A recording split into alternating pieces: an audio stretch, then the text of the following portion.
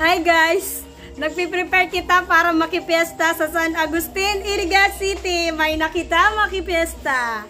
Aba, malupet! Naimbitaran na naman nga ni po kami ko pesta siton San Agustin. O, di ba lang buot? Tag ko talaga nag-imbitar ka na mo. Sana all. Baka idol nyo to, baka pamilyar po kayo sa kanya. Siya nga po pala si Choi Moto. At yan, pinapapasok na nga po kami.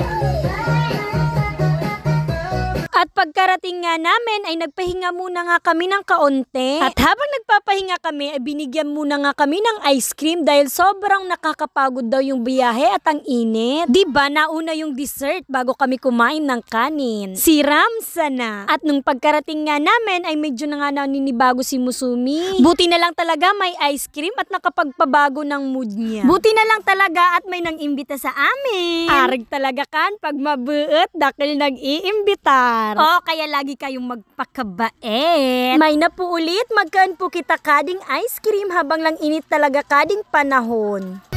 May na po magkaan.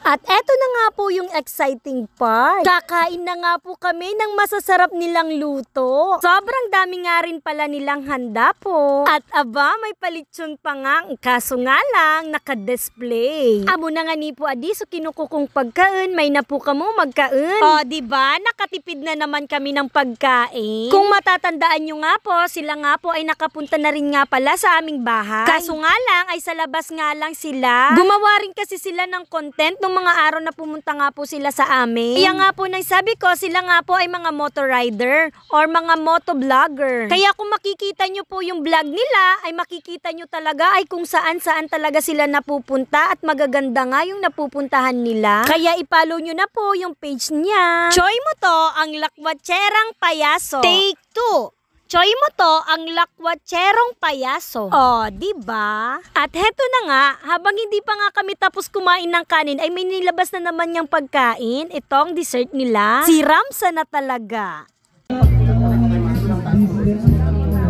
Dahil libre nga yung foods dito, ay uulit nga kami ni ate. Oh, diba? Piyesta, magbayad.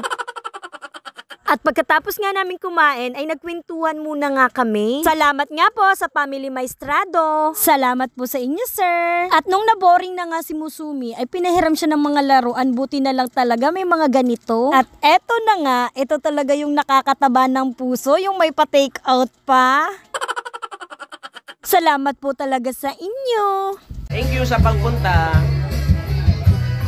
Oh, si Kamari Marites, ka-happy na naman. At habang pauwi na nga kami, ay inabutan na nga talaga kami ng ulan. Buti na lang at nakaprepare ako ng kapote ni Musumi. Bali dito na lang nga kami nagpatila ng ulan. Nung wala na nga pong ulan, ay diretso na nga kaming umuwi. Kaya hanggang dito na lang muna nga po. Salamat sa panonood. God bless!